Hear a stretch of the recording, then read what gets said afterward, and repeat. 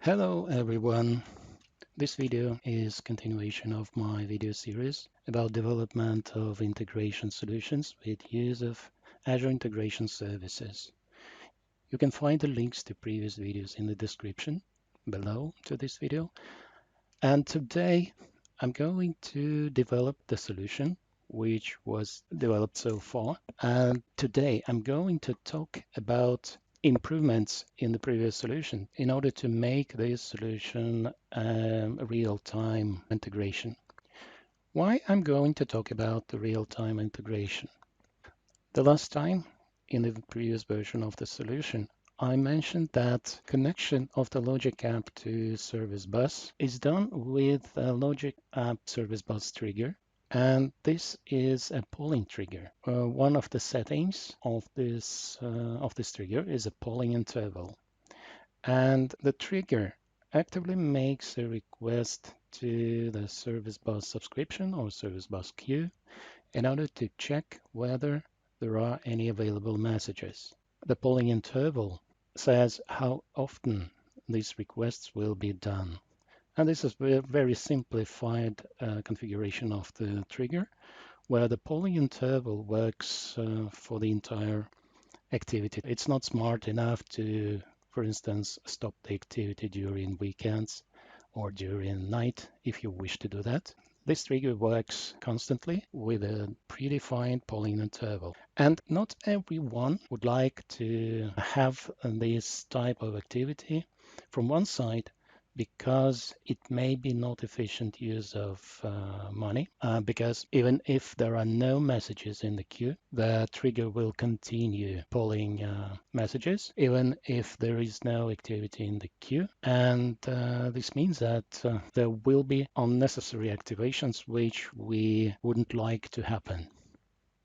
From other point of view, this type of integration only gets a message when the trigger polls the message queue. And this is defined by the polling interval. So if we set 1 minute, for instance, as a polling interval, once per 1 minute, we can get a message from the service bus.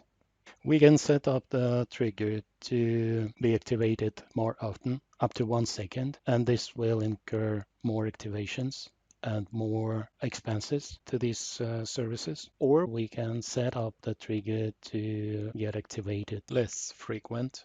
And in this case, we may expect messages in the integration workflow with a delay. So a developer needs to achieve a balance between the notifications of the service and how quickly the can get the message from the queue. And the ideal alternative to it would be a relation where the integration workflow is triggered by the message in the service bus. And this may be achieved by two approaches. First, Microsoft proposes use of event grid. And with this, we built a connection of event grid to service bus. Event grid will serve to deliver events from the service bus to the consumer, which will be a logic app in that case. And the event may be appearance of the new message in the queue or a topic subscription. It would work fine with one exclusion. In order to use the event grid together with the service bus, we have to use Service Bus Premium plan, which is quite expensive. The current price for the premium plan is about $1 per hour, which gives us about $720 per month. Pretty expensive. There is another solution, however, where we can use an Azure Function, which has a different type of the service bus trigger. This trigger is activated by the service bus message. And this trigger is not activated by the Azure function, it's activated by the service bus and doesn't work until a new message appears in the queue. So what we will do, I will put an Azure function into the workflow between the service bus and the logic app. The logic app will get changed I will replace the trigger from service bus trigger to the HTTP trigger. This HTTP trigger will be activated by the Azure function. And the Azure function will be connected to the service bus. My goal is to make the solution a real-time solution so that it reacts almost immediately to the new messages in the service bus. Let's get started. First of all, I'm going to create an Azure function. Let's go to the resource group. The Azure function is found by the name function app.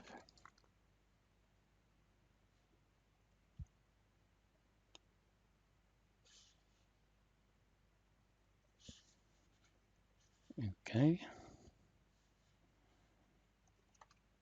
And by the way, function name must be globally unique because this name is used in the URL to the Azure function.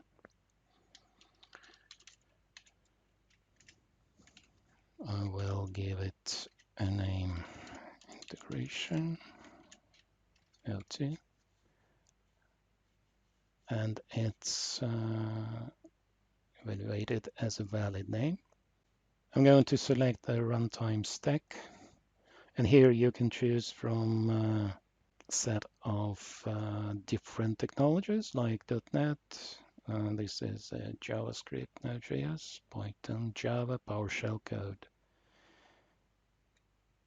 I'm using the .NET. I will write a code in C#. And the version is 6, long time support.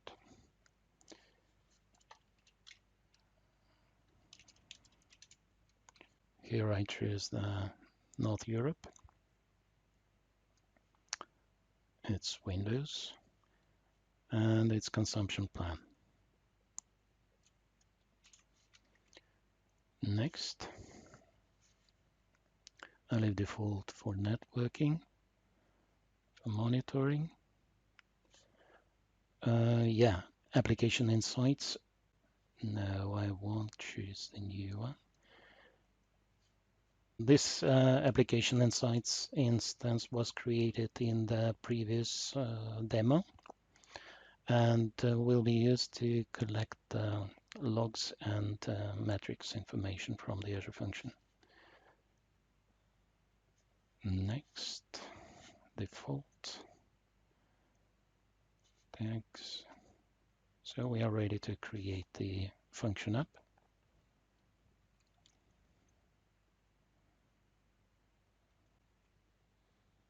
It took some time, but now the function app is created. I'm going to go to the resource group and check it from there. I need some time to appear in the list of resources in the resource group.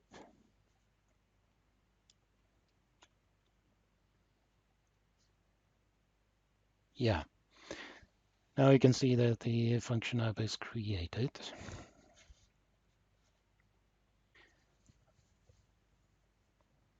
Then I'm going to create a function.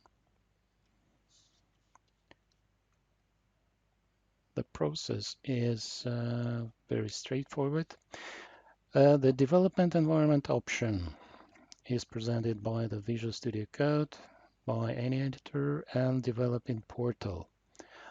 For simplicity, I will choose the development portal here, but for full-scaled solution, I would recommend using this option or this one, Visual Studio Code or any development tools, which means that the code will be deployed to the function separately.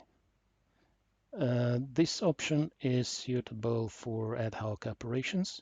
For demo, it works very well. I can write code directly in the Azure portal. But another option, of course, for a big integration project, it's important to have all under control and recreate solution as quickly as possible with minimal manual operations. So we have to automate the deployment of Azure resources and deployment of the program code, which will be working in these resources. So like, for instance, the function app resource, we have to create an empty function app, but in addition, we have to provision Azure functions which run the actual program code, actual logic and functionality. So I continue with development portal. Here we can find a list of triggers which we can use, and I will choose a topic, Azure Function Service Bus topic trigger. Then the dialog gives us fields to fill in for definition of the function we create. I will give it a name, submit customer. Service bus connection. I don't have any connection right now, but I can create it from here. So I choose the functions. The service bus is correct. Service bus connection. This one is a connection with administrative permissions, which gives the full control over the service bus. And this is not the one I would like to use here. We should choose the minimal required permissions when we use resources. So I will go to the service bus.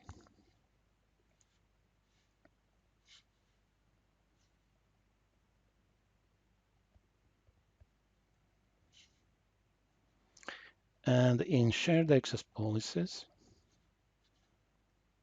I will create a new policy. Let's call it reader shared access key with a listen permission. Create.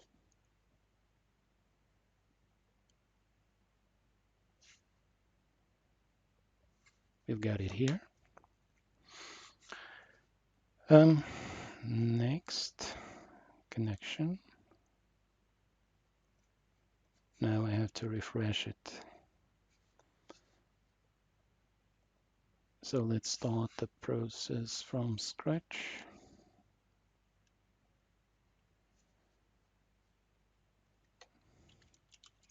Topic.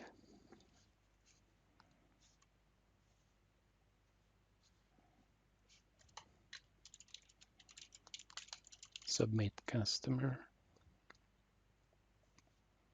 New connection. Now we can find our shared access key here. Reader. And that's, oh, sorry. And that's it. My topic. I'm going to check it here. The topic is called SBT customers.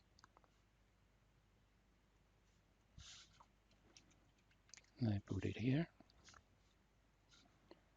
And the subscription, I will find it under topic, SBS customers.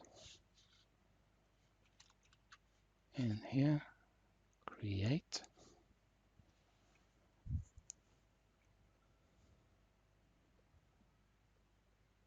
Good. The function is created. And if I make a step back, just to show the result, the function is created and can be found in the list of functions. So we go to the function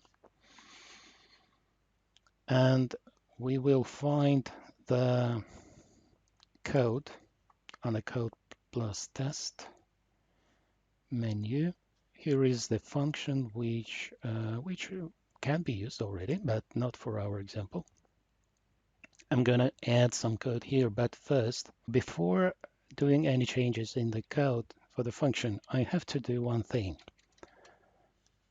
I have to switch to the Logic app and prepare it to work with Azure Function. So we have this Logic app. And what I'm gonna do, I'm going to replace this service bus trigger with an HTTP trigger. Let's see first. Here is the parsing action and compose action. We will miss this information and I will need to create it again, but I delete this trigger and then I choose the request. When an HTTP request is received, that's what I need.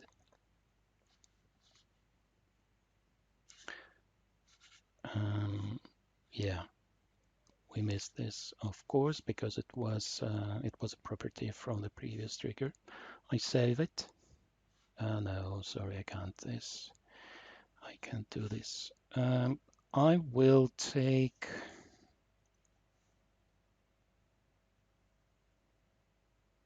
I will do it in another way. I will define the JSON schema right in the trigger. And then I don't need this section.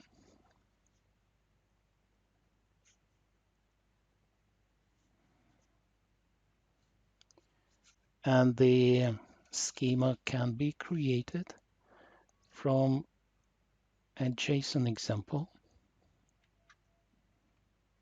Sample payload. Done. So we've got a schema.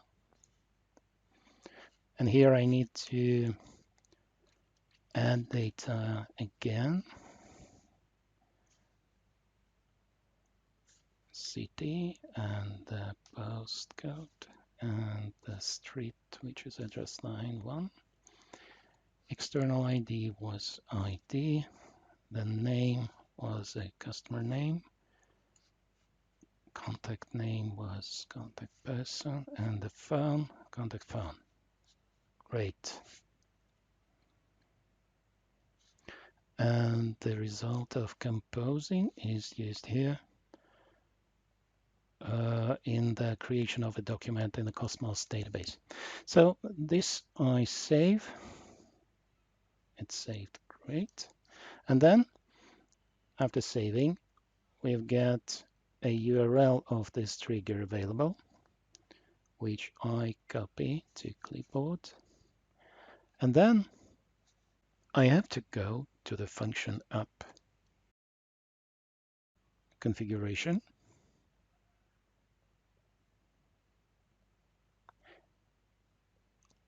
And I want to create a new setting here. My new application setting. I will give a name backend URL. I paste this URL to the Logic app HTTP trigger. Don't forget to click Save button here.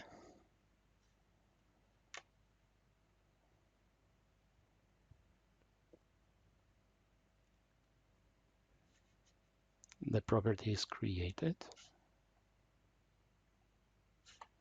Great.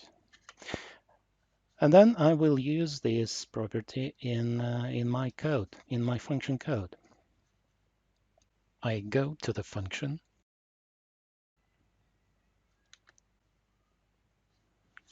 and will paste some code. which I prepared. Not in here.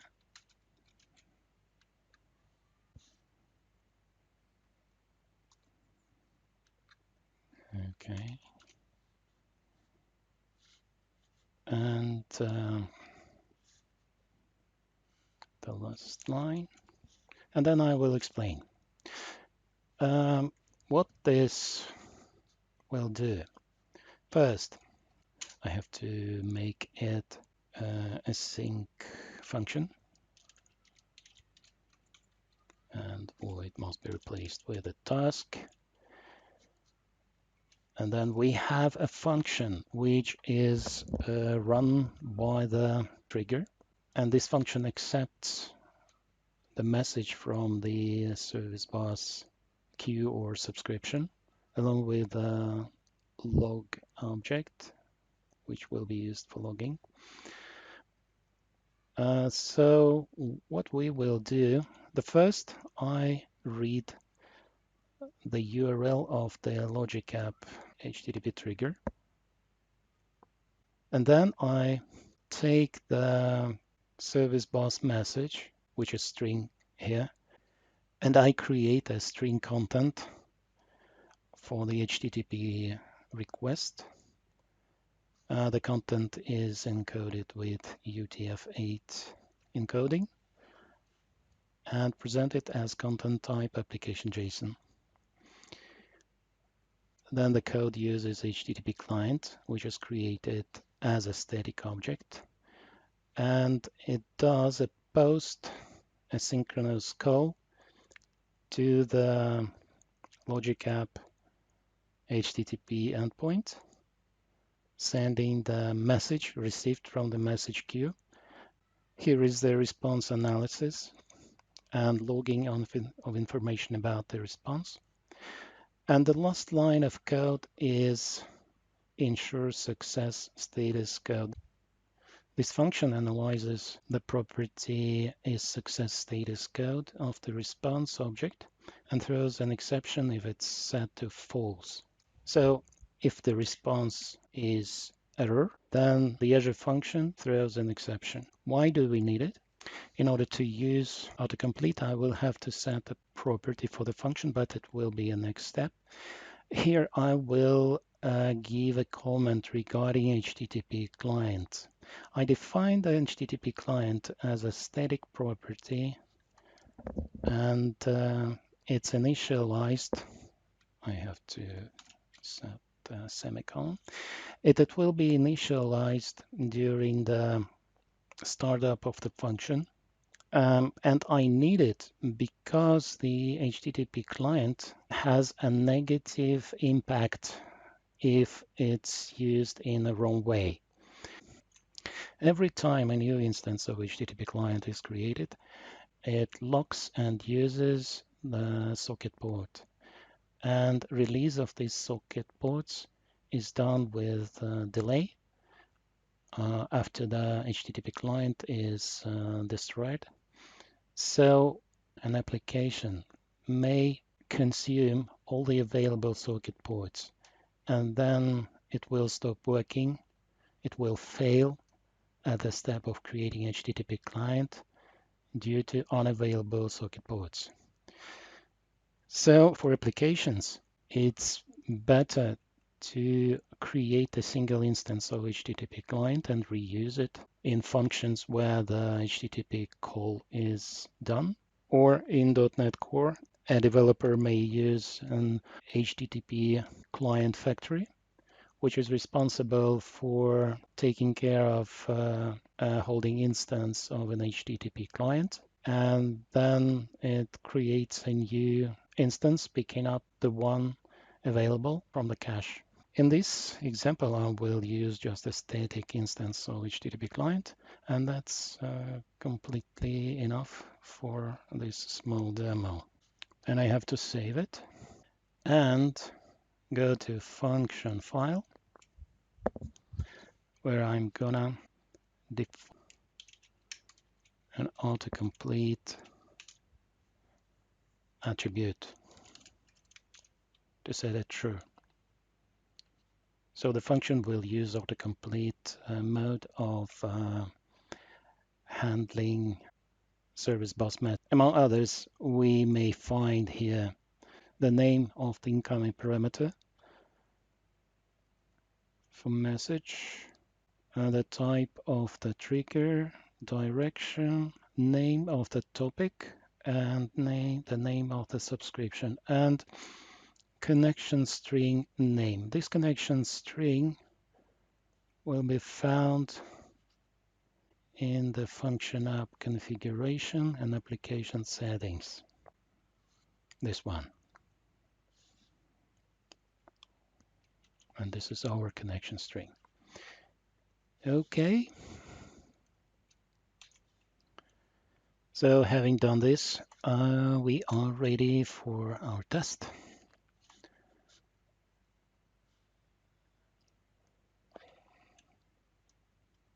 For testing my solution, I'm going to use Visual Studio Code and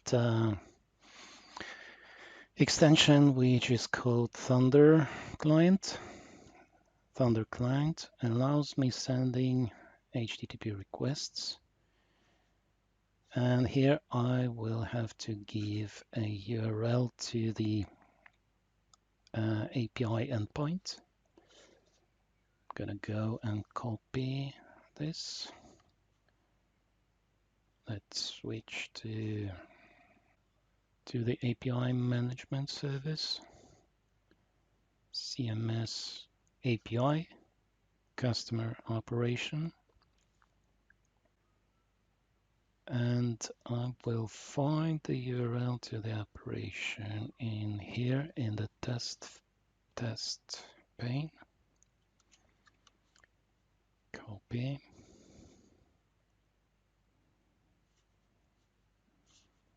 And I will also need the subscription key. Copy.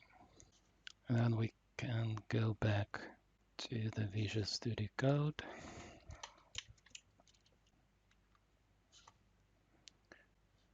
And the URL. The method is post. In the body, I have an example message. And I'm gonna just send it. The response status was 201 created, which was success.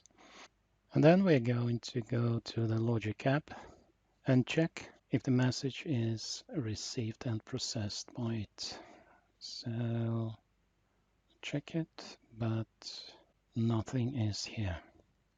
Well, this is a good opportunity to show how the application insights service works. And we have to start analysis why our solution doesn't work. I go to Azure Function. Under settings, I will find application insights.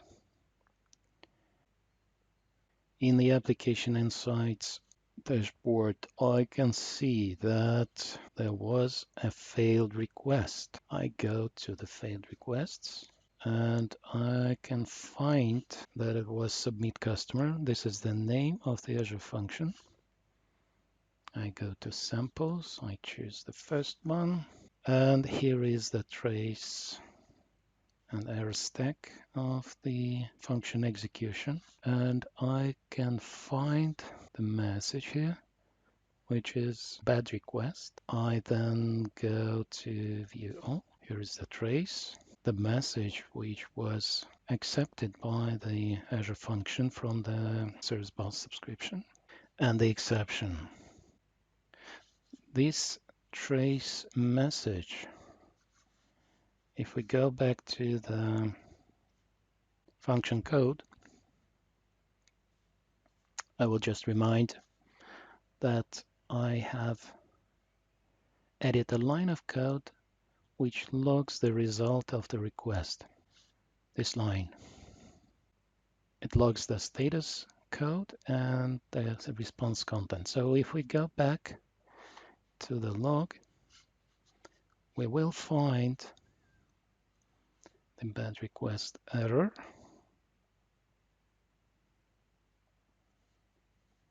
And then message. Could not execute workflow trigger manual with state disabled. Trigger is not enabled. Okay, I understand what this means. If we go to the logic app, this button says that the logic app is disabled. It was disabled because I was using the service bus trigger with activation, with regular activations, and I wanted to disable it, not to have unneeded activations. So I have to enable the logic app, and I will have to repeat my message sending. I will change the number here, 08, send. It has been sent. So the message is sent. Then I have to go to the logic app and check whether the message has been processed.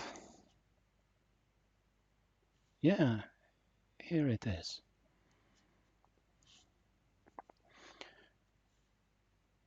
And we can check that the message which has come was this one. Then it was restructured by the compose action to another message format and saved into the Cosmos DB database. So I will, as usual, go to the Cosmos DB database and we'll check that that this data has been saved in there. I will take this ID, the ID which was used to identify the data object in the Cosmos DB database. It's the same. And then I go here to the Data Explorer. I open the database CMS and the container customer. Under items, I use filter and I check the ID attribute of the document and set the ID generated by the integration workflow. Apply. We've got one item. And yes, by external ID, we can see that this was exactly that one, 0508. 0508. In addition, I wanted to show how quickly the Azure Function reacts to a new message in the message queue. So it's empty. The last one was at 6:22, and I'm gonna send a new message. Sent. And I check. It's here almost immediately.